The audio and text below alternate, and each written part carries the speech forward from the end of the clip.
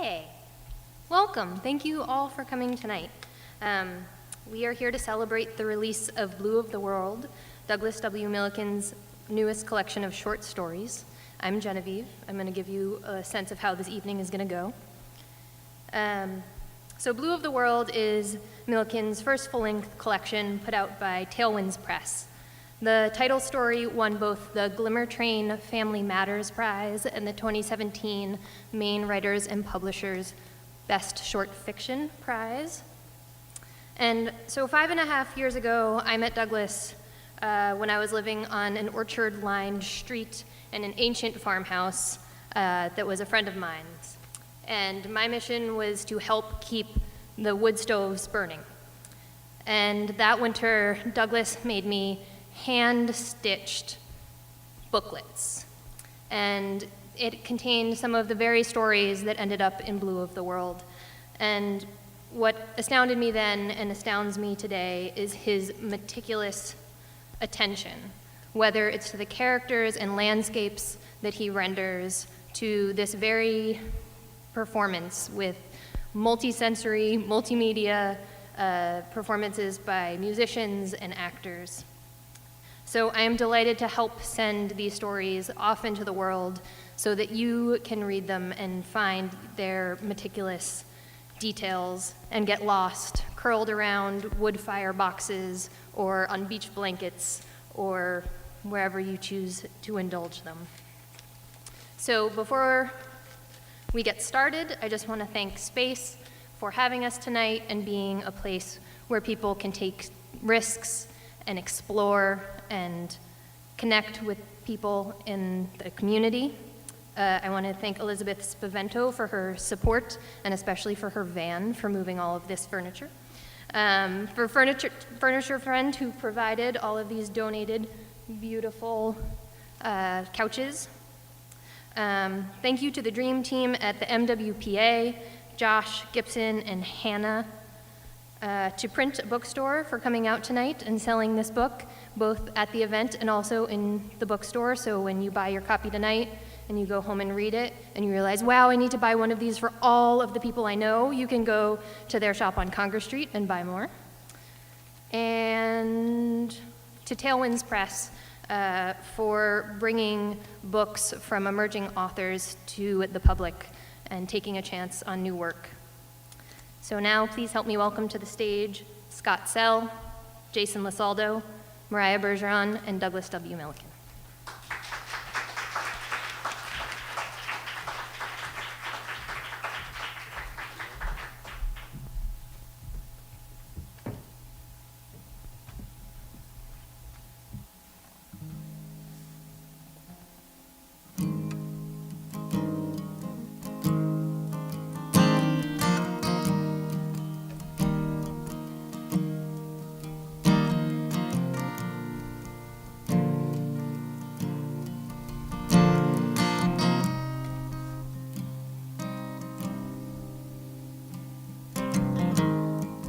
Maybe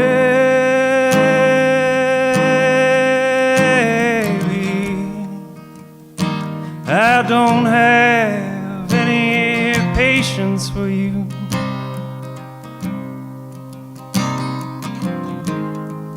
And we'll see that it's cost me dearly. I'm letting us down tonight.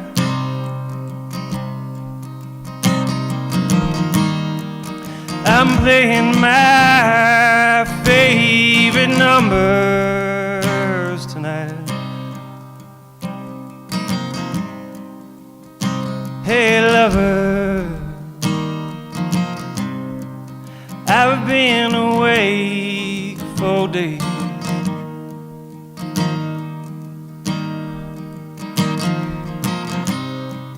And I can't leave these hills alone.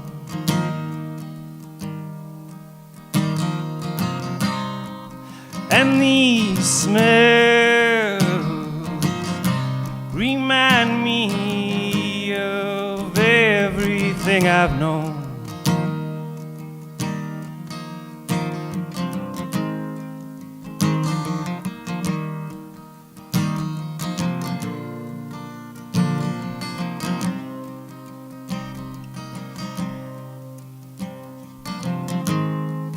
Only call me on the days when the kids are grown,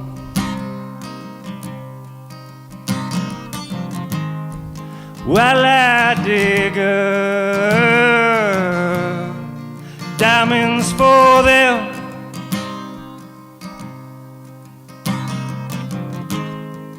I climb the banks of this river in my sleep, and I walk this tall grass endlessly.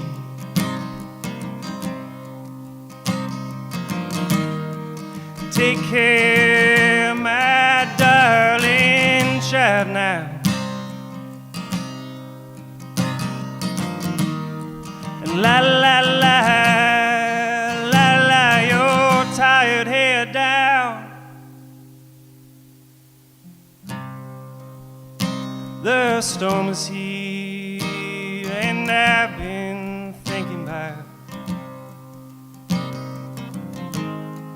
resting a while with you here.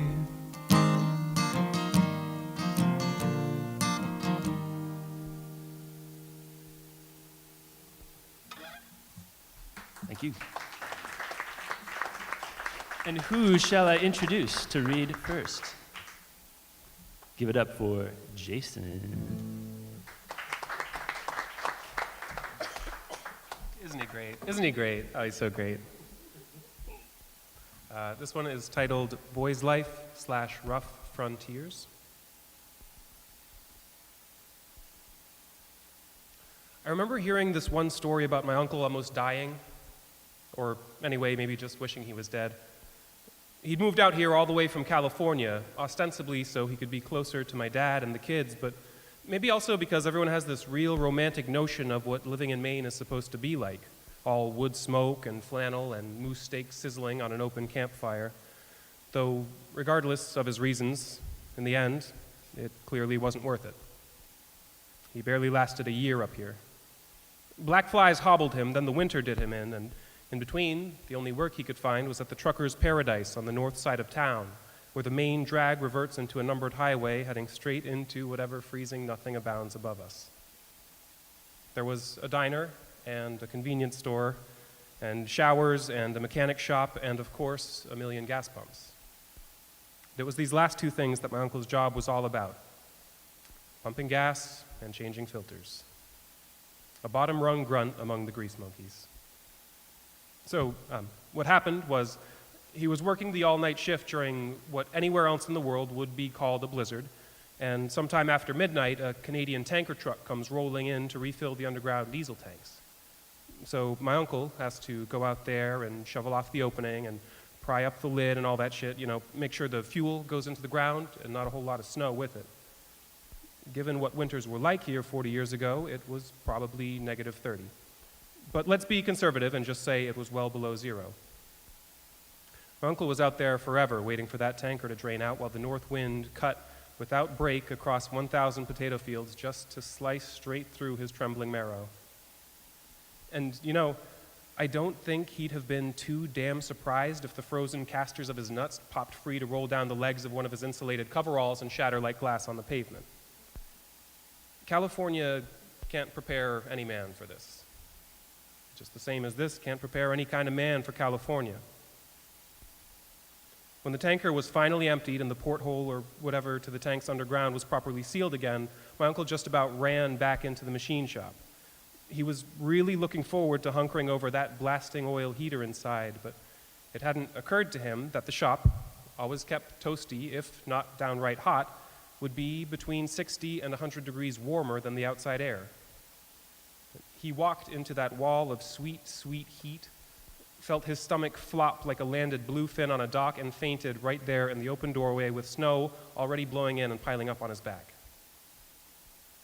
Imagine passing out like a wilting daisy in front of all your redneck coworkers just because you got too warm, too fast.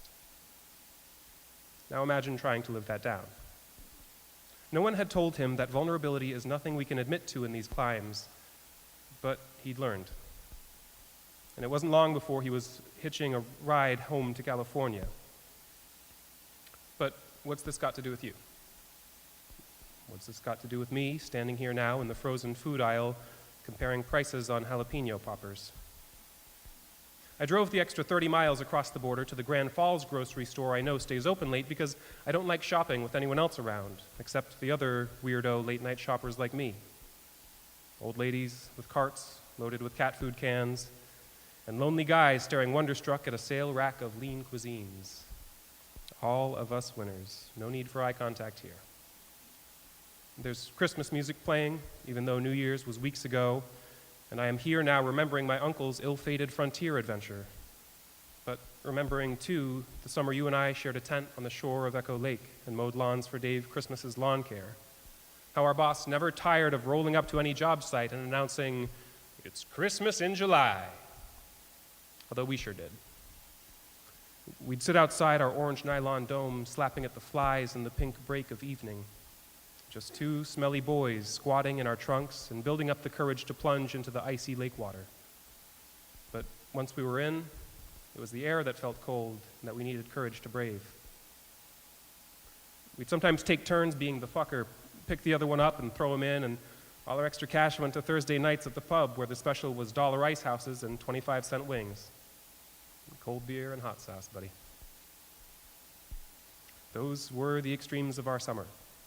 No concerns whatsoever for the college semesters past or future, and not one worry that we'd grow up to be small-town chemistry teachers, or whatever it is you've become. I remember there was that one day we should have skipped work altogether, should have gone to a movie or to the Aroostook Center Mall or any place air-conditioned, but no, we needed the money. So we shoveled mulch all day onto all the new saplings planted in the Walmart parking lot, slow roasting in the blacktop haze like a couple of stooges, blind with sweat and woozy and sunburned even through all our SPF. And at quitting time, Dave Christmas showed up with a six-pack of Heineken, and the beer was so sweet and cold and wet that neither one of us could help it. We both pounded our beers with greedy lips, then immediately puked from the shock, making a mess of our shoes right there in the baked August potato dust blowing in across the fields. I remember it was still cold coming up. Was it cold for you too? And yeah, I'm remembering how after a week of sharing a tent, that first night when it was so hot that we had no choice but to get hotter, to get delirious with heat and slaked on sweat. And then afterwards, we opened the tent flaps wide to let the night breeze cool our salted wet skin so that we shivered and huddled back to back. I'm remembering that first time, and I'm remembering every time after that too. How we learned to get better at this rough boy's life. Washing up in the lake with a bar of soap inside a sock. Drinking camp coffee made of lake water too. We got good at building fires. Enough years have passed that I can now say for certain that that was the best summer of my life. And I probably knew it then too. Knew that things probably weren't ever going to get a whole lot better for me, but that didn't stop me from dropping you like a bad habit once classes started up. They call that ghosting these days. You ghost instead of explaining why you're ghosting. We were just kids, but everyone's a kid at some point. So that doesn't let any of us off the hook now, does it? I decide on the cheaper jalapeno poppers, even though I know they're not as good. The pepper's not nearly hot enough, the cream filling uselessly cool. All the cat ladies and lonely men have checked out long ago, so it's just me now, and the jingle bells, and this microwave-safe garbage I don't even really want. And as I walk out through the grocery's automated doors and that space where the empty shopping carts collect, I'm blasted with a wave of too hot air, like under a hairdryer the size of the moon. So a second later, when I step out into the crisp January night, my stomach flops and my lungs kind of burn.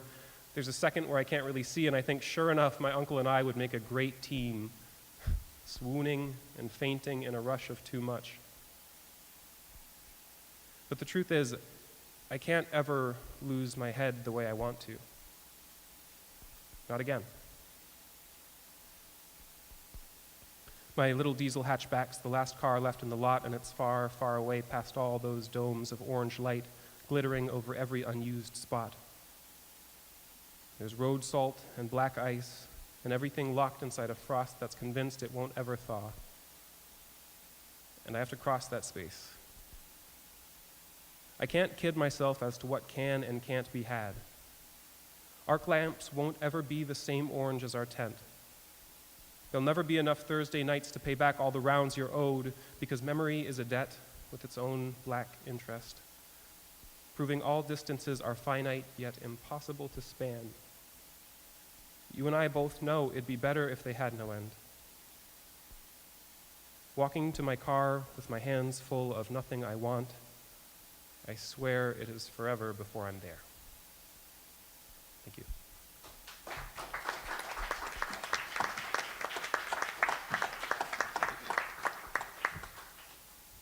This song is one that I got to record with Doug, not this past winter, but the winter before.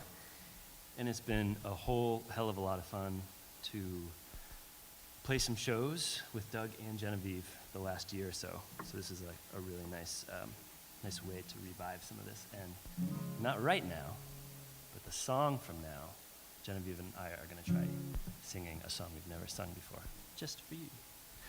This one is called Ticonderoga, after the pencil we all love so very well. You've been calling off the dogs, but I've been running around like an asshole with his head cut off. This town's no good for us now. We used to out in the two-door, putting the hammer down. And all I did today was stand in lines and sit in my favorite stool for a while. I'm not asking this time. The walls are closing in when the fall leaves are dropping like flies. Not waiting for the roof to rise. Not waiting for it all to go blind.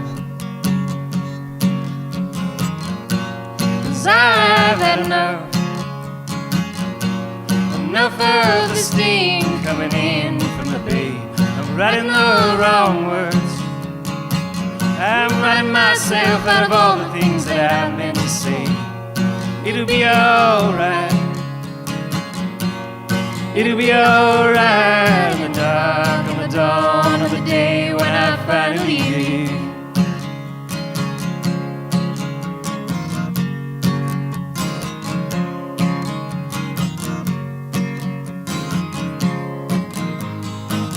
I've been thinking of the way you got me standing near the windows when the storms rage. I don't want to hear it all again,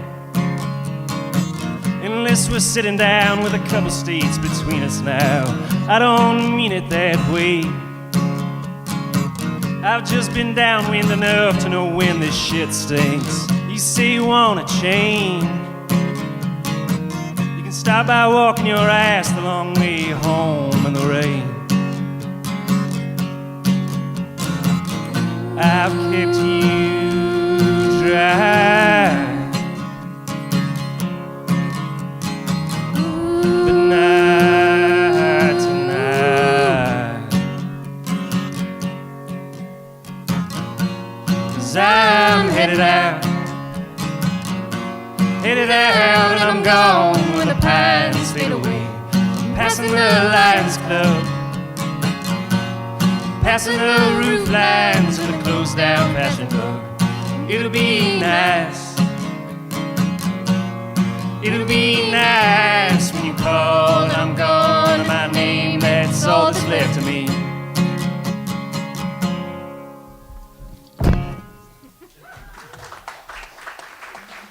Thank you.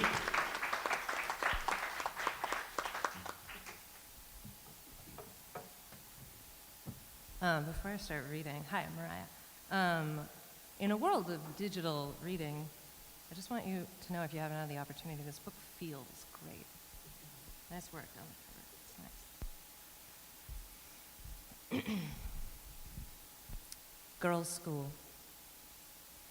She does not remember how it began, the seeds of the idea becoming a plan that becomes sneaking past her snoring roommate to quietly click closed the door at her back, to slip down the dormitory hall past rooms shut tight against the dreams of the girls inside. Low dim lights running the length of the hall just a few inches off the floor, pale will-o'-the-wisps, always remind her of a movie theater, or really, theater as seen in a movie, the creeping sterility of David Lynch, as if she is passing not through a place but a time where she should not be, the true dormitory revealed in the night as distinct from the false dormitory of the day.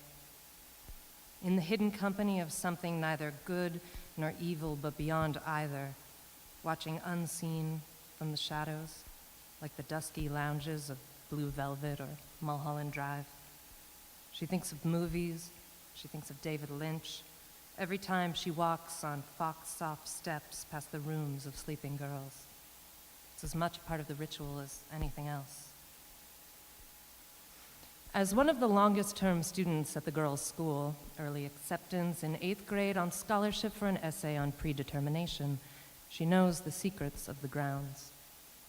She knows night alarms secure all the dormitory's exterior doors, but none of its windows. She knows the dorm is built into a hillside, so knows the window on the back stairwell's landing is only 5 feet off the ground. She knows she can slip easily out and in, a mink or caracol. She knows the way across the quadrangle, even blindfolded by the new moon, and knows which of the main school building's basement windows lock and which do not. She knows, at this hour, the security guard is sleeping with a newspaper on his lap, slouching at his post by the front door. She knows she drifts unseen. In through the unlockable basement window, a dark ponytail swishing over shoulders and back, she takes her time crossing the dark cellar space. In its own way, with its warm mechanical hum and the cool touch of the cement under bare feet, this place too calls to her, secret and dark and, for this moment, hers alone. But this is an incidental place, a way station. A secret, but not her secret. Purposeful, though unhurried, she passes through. The basement mechanical room opens into a long hallway checked in white and blue tiles, catching faint light leaking in from either end. Stellar blue from the left, exit sign red from the right. She knows in the red glow lies a set of stairs rising into the gymnasium. Wide, echoing cathedral to sweat and yelling. Bleachers folded, backboards cranked up to the rafters. Its smell, a reflection of its shape. But she does not walk to the gymnasium. She does not know how this started. In many ways, it's like a constant, hidden behind the curtain of everything else. The open cavern of the natatorium, like the mechanical room, like the swaths of night between dorm and school, carries its own soft, deep hum. But its song is a different song, the purr of a kitten versus the purr of a lion, not asleep, just waiting. With the pool lights on, the water glows a warm and dreamlike blue, the same blue she thinks as some ancient stars, cooling but still warm, still giving, flashing thirstily against pillar and tile. Above everything, a gigantic skylight, the exact size and shape of the pool, hangs suspended in the natatorium's ceiling. An unblinking eye staring up into the night. A lens of black reflecting a lens of light. At the edge of the pool, she feels the natatorium's hung hum vibrating all around her. Feels it hum through her, the back of her legs, her belly, the tender hollow behind each ear, where her jaws click together, where her lips meet, humming gently through. She steps out of her sweatpants and underwear, leaves her tank top on the floor, steps into the wet kiss of water, warmer than her skin. She does not remember the first time, she thinks, because every time is the first time. All times happen simultaneously. There's this happening forever. Then there's everything else outside. On her back, she floats out into the center of the pool, and this is her first time. And this is her every time. Because the natatorium is underground, its roof and skylight are level with the ground. In fall, it skitters with nervous reds and yellows. In winter, it snakes with veins of snow, spider webs of frost. But tonight it is April, and spring clear, and she can see the milky spray of stars repeating and expanding farther than she can understand. And that's okay.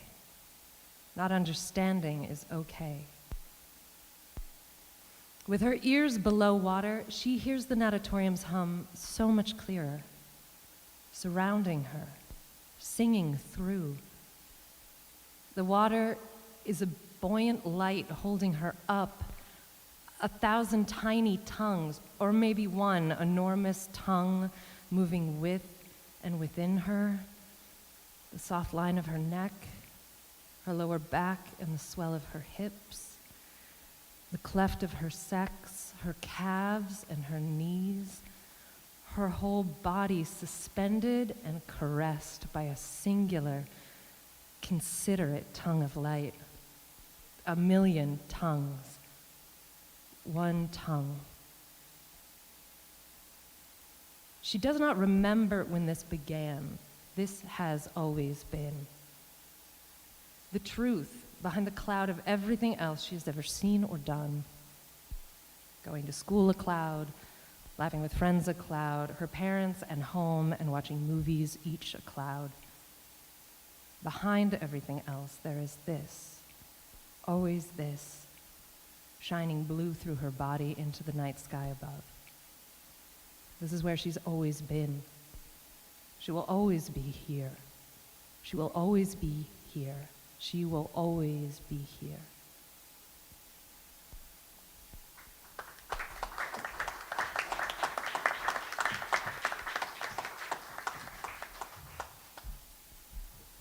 This one's called Bethany Girls, which may or may not be about all the volleyball girls that I were in love with.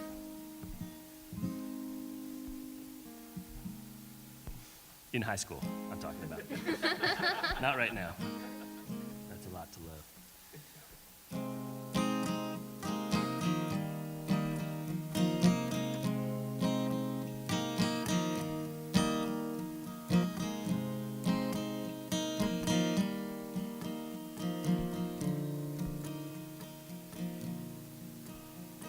I guess I'll leave the lights on. It's not like I'm going anywhere, but it's the last time I'll spend the night on these roads. Your star ain't as bright as it used to be. I've seen that shit fade out like the western sky. And you're walking your dog like you've already won the war.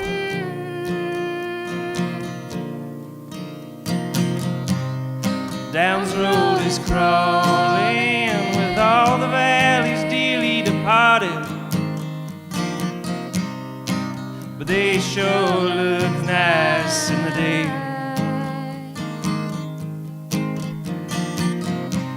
When Sperry Falls dries up, I'll be gone and you'll be missing your water. The kids will still be here smoking away their time.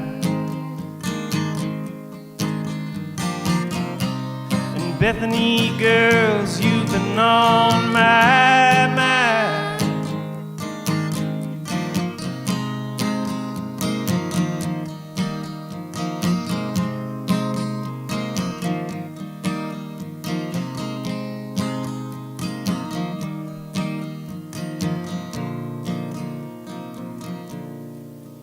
Those boys in their trucks, they don't know shit about shit. Whatever they're trying to sell you, girl, I ain't buying it. And there's nothing left for anyone down there in the flats anymore. So what if I were to drive up 63 with the radio on and the darkness covering everything? Would your house be as empty as the way that you were there?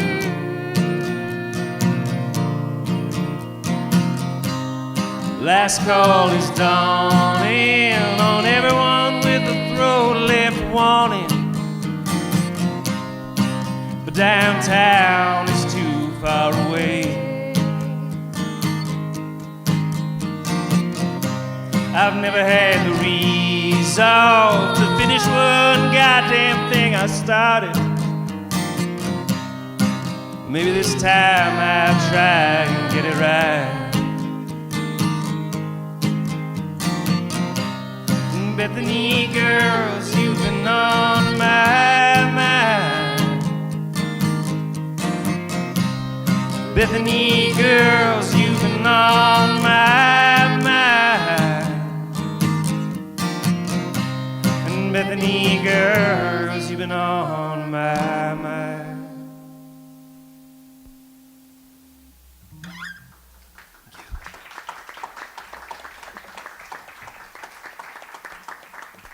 And I would like to introduce to this microphone one of my best friends and one of my favorite writers, Douglas W. Milliken.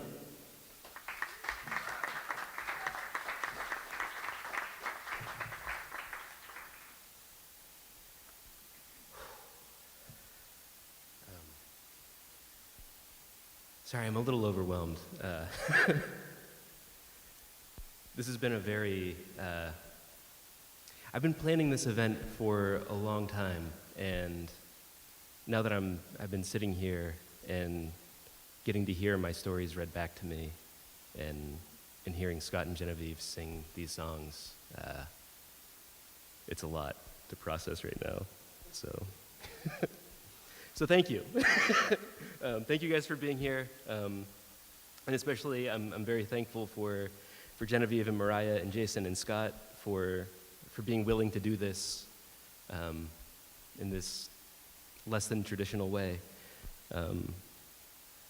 And for everyone at Space for allowing this to happen, especially Liz and JD for doing so much work right up to the last minute. And of course, the MWPA and Print for being here to sell the books, and Furniture Friends for providing this lovely set, and of course Tailwinds Press for making all of this possible. The oldest story in this collection I wrote in October of 2009, and I think the newest story in the collection I wrote in the summer of 2017, and then all of the endless hours of editing and all of the work to make this book an actual book. So it's I'm very happy that it's finally found a home, and such a wonderful home at that.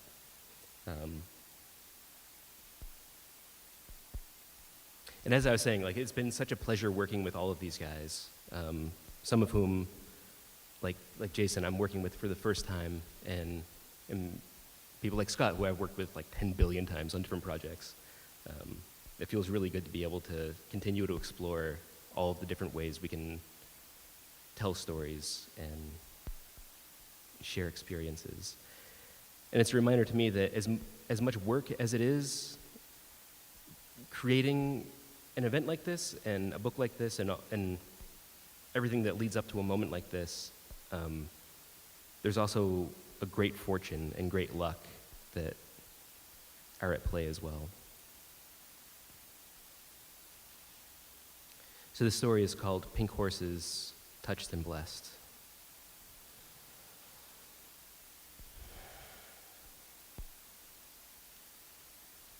It wasn't the last day of school, but for all the seriousness any one of the kids or our teachers could honestly treat a thing, Christ, it might as well have been.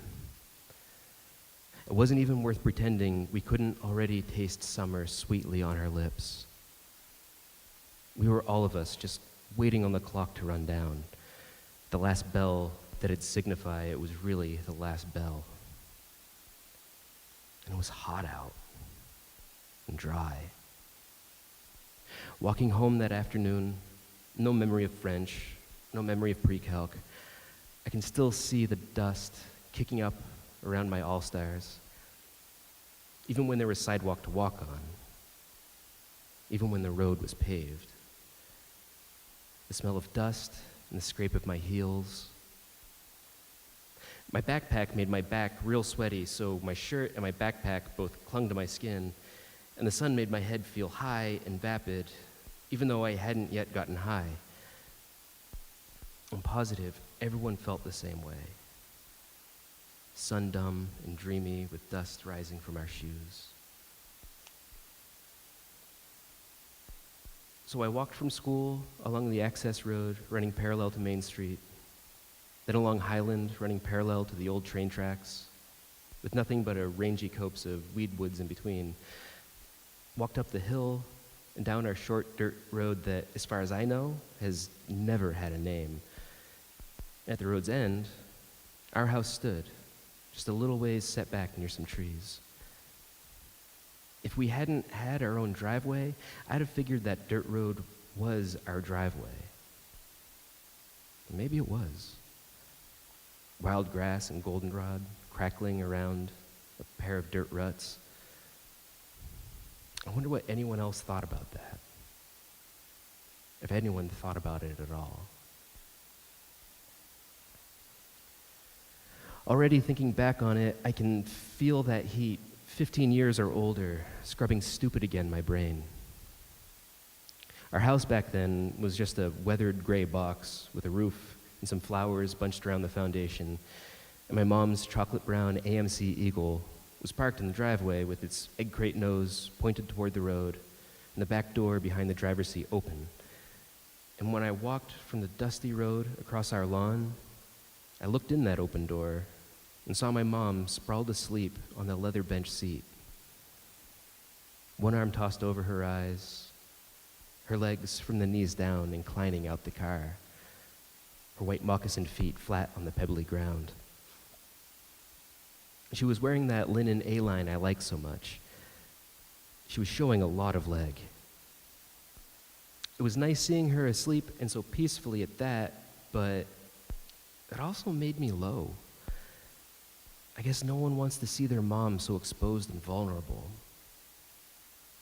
No one wants their mom to sleep on anything but a bed. Across from my mom's open door and parked in the grass in front of the house, an old wooden chair with his back broken off that we kept around as a step stool stood squarely in the middle of the lawn. Resting on its foot-warm seat waited the brown discus of a chocolate cake. I looked from the cake to my mom to the cake. I simultaneously got it, but didn't get it. Sweat beaded a tickly track down my neck, but the house was slicing a bare edge of shade on where I stood, so that made my brain's workings easier. I thought about maybe waking up Mom, but I knew how she was when waking was a surprise, like a cat in a grain sack, true wild and in a panic.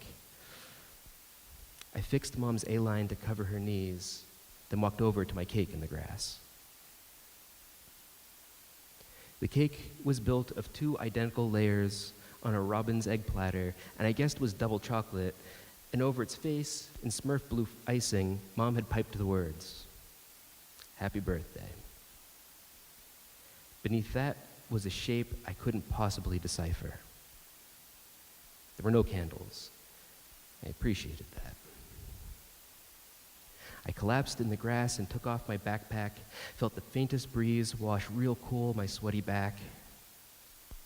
Dragonflies and patrolling geometries snapped the air all around me. I opened my bag and took out my weed, and there was still a good eighth of orange hairy bud left in the sandwich baggie, and also a decent roach. So I rolled a joint and put that in the baggie in my shirt pocket, then smoked the roach down to a papery nothing right there beside my cake.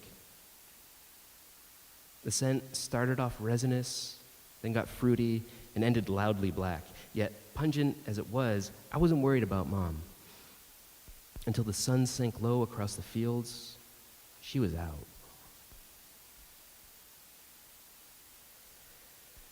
I guess once the roach was cached, I could have gone inside, maybe played the N64 I had on loan from my cousin, wearing out my thumbs on the toggles, waiting for Mom to wake up. But the idea of sniping Russians and GoldenEye really didn't appeal to me right then. And anyway, I had other plans. Blue dragonflies parting to make way. I left my backpack in the grass by my cake and headed for the north end of town.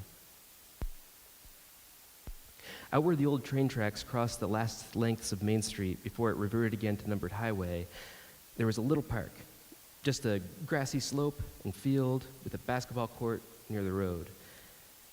As fine as it was, almost no one ever hung out there.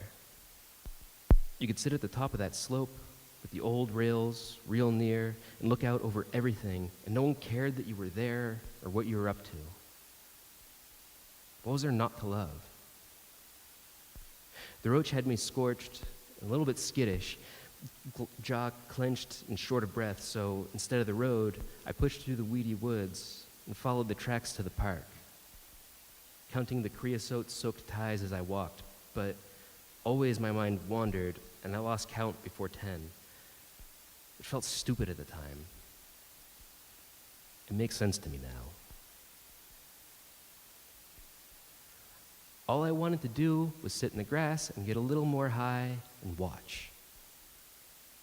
If I thought to bring my headphones, I'd have listened to my headphones too. Pretty Hate Machine or Undertow. Simple wishes. I hadn't expected babies. But I've always been bad at telling what kids' ages are. Maybe they were toddlers. Whatever. Babies. I left the tracks to claim my spot on the slope right where I'd always intended to be, but there were the babies, two sexless, pudgy babies, and no one else. I looked. Maybe they were old enough to be out there on their own. I don't know, but I doubt it. They were old enough anyway to log roll down the slope, though, and know that that was fun. They were old enough to crawl back up and squeal and do it again. So I guess that meant everything was fine? I sat down in the grass a little ways off, and at the top of the slope near tumbling babies, I lit my joint and I watched. On the courts across the park from me, the boys were playing basketball. I could have set my watch by it if I wore a watch. Those boys were always on the courts, always playing ball. I was far enough away that I couldn't tell by looking who exactly was who, but I knew. There were 8 of them, all from the varsity team, playing shirts versus skins, and the 4 I liked best were the ones who were playing skins.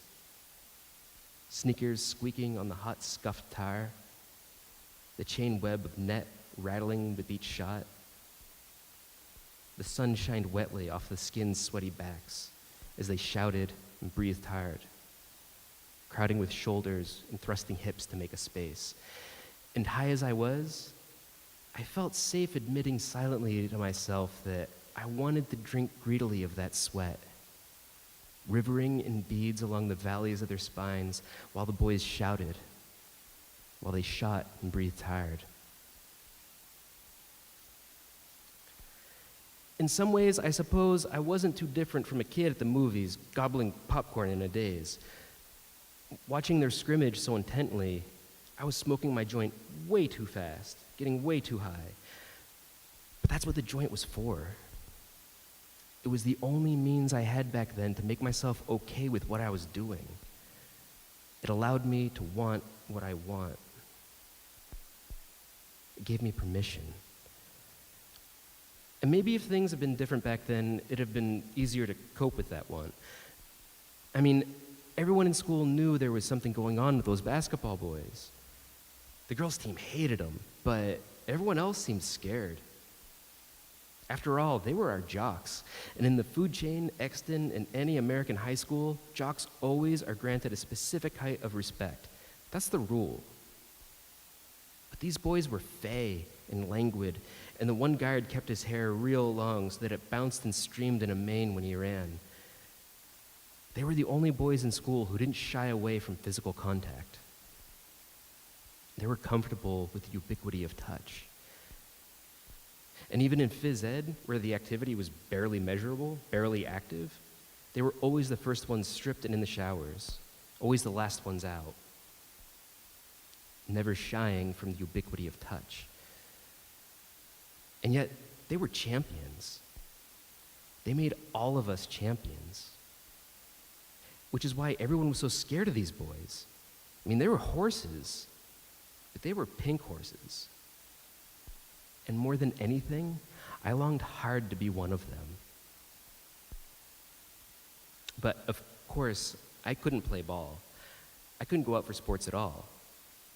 Doctor's orders. I was and still am a hemophiliac. My body too willing and too eager to bleed out.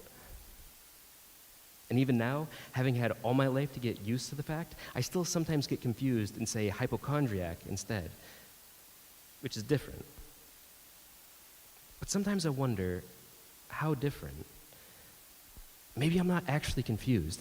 Maybe my body is the hypochondriac, always convinced it's dying when really all it is feeling. The shiny boy with the long hair stole the ball from a blonde ox in a FUBU tee and ran backwards real quick, almost to the center line. Then he sank a three-pointer. He didn't even jump. He shot with his left hand. The baby squealed and rolled down the hill with no one to care whether or not they were safe.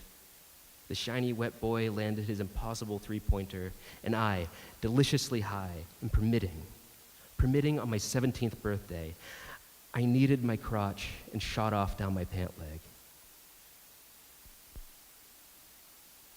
It's always so amazing how swift and transformative release can be. And you know, I used to confuse touched with blessed back then too. When to say one and when to say the other. That boy is touched. That boy is blessed. Forgetting which one meant he was special and which one meant he was defective. But I don't make that mistake anymore. Across the field, on the court, the shirtless boys all shouted, triple double, and closed in around the boy with the gilt mane of hair. They engulfed him in their naked arms. All their torsos touched. But man, that was just a cherry. I didn't need any more. I'd released, and I'd transformed. Muscles loose, and lungs able to breathe. Until my high was gone, I would not feel any shame. I got up from the grass feeling like an orange oak leaf caught up in desiccating wind. I headed back home along the abandoned rails, leaving the boys to celebrate themselves, leaving the babies to roll and roll again. Sometimes when I think back on it, I let the film strip in my mind end there, the sweaty boys having served their purpose. But Mom was awake when I crossed the grass back home, sitting up half in and half out of the open back door, hooded eyes kind of swollen like she was maybe still half asleep, smiling to herself with golden hair unraveling in spirals that frame her cheeks. All around the yard, the house's shadow lay cooling and dim. I came around the Eagle's wide open door and kissed my mom in the part of her hair, and she hummed and wished me happy birthday. If she smelled the dope smoke clinging to my everything, she never let on. She took my hand, and I helped her stand, and we walked like that, through the dragonflies and shade, over to my cake in the grass, knelt on either side of the broken chair, and stared at that chocolate wheel, waiting for the clock to run out, waiting for the last bell. Very likely, Mom felt as dopey as I did right then. Summer and sleep and dust. Most of the time, my insides feel like they've been caught and wound tight in a flywheel. But for a moment, this wasn't the case. For the first time all day, I think I actually felt happy. I felt happy looking at my mom, her sleepy eyes and all her curls, all her golden curls. No doubt, those boys on the courts were touched, but they were also blessed. All the world thought there was something wrong with them because of things they could not hide, but their being wrong is what set them free. They were blessed by being touched. So what then am I? Was I blessed, or was I touched? Then and now, the answer is the same. I'm neither. I'm not blessed. I'm not touched. Of course I'm not. Of course I'm not.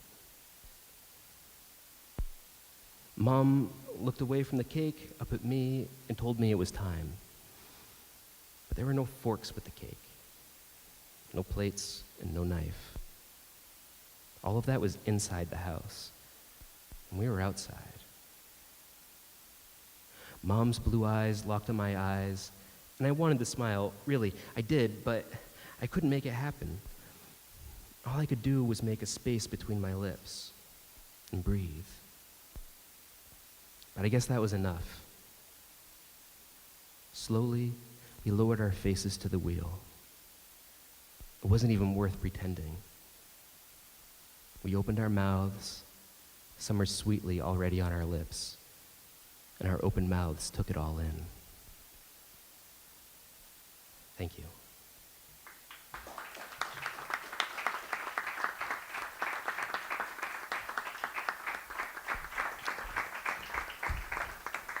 Thank you all for coming.